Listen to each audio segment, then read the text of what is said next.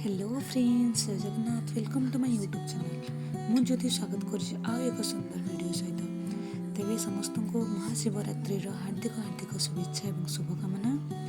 प्रभु शिव शंभुंकर आशीर्वाद समस्त रही था मोर कामना। तेरे आज महाशिवरात्रि उपलक्षे समस्ते उपवास करेंगे।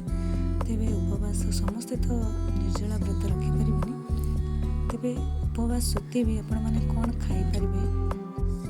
उपवास रहिले भी आपण कौन साबुरे पणा केमी तैयारी करके खाईपारे अति सहज उपाय आपको कहबी।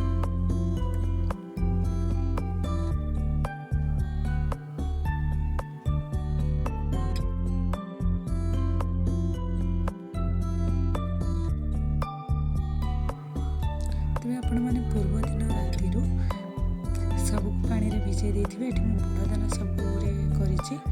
आपण छोट दाना चाहिए भी नहीं पारे। तेरे किसी फल आम ताको एमती छोट छोट करके काटी दबा।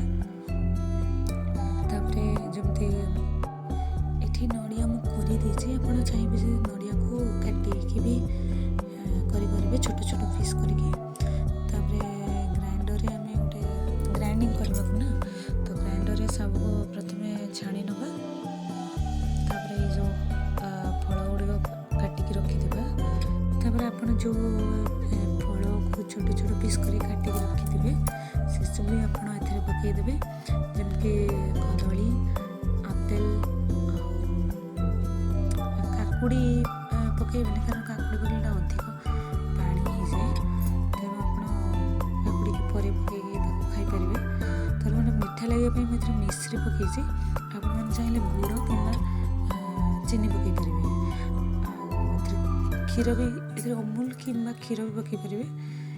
मुझे पकईनी आगे पानी पकईकि पानी देगा ग्राइंडिंग करदेवि।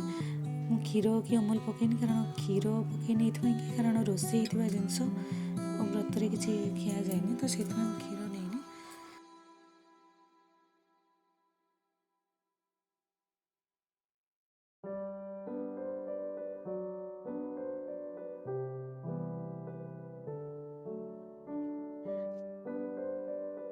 आपण मैंने या टे नड़िया कराई नड़िया पकई पारे। तापर आउ जहाँ फल जमीक काकुड़ी को छोट छोट कर अंगूर जो डालिंब मंजी मैंने पकई पारे। या टेस्ट करेंगे बहुत सुंदर लगे। मन शांति भी हो। तेज आपण मैंने घरे जेकोसी व्रत भी आपड़ या करके पी पारे। पूरापूरी सात्विक आहार। तेज आप निहाती घरे थे करके पियंतु।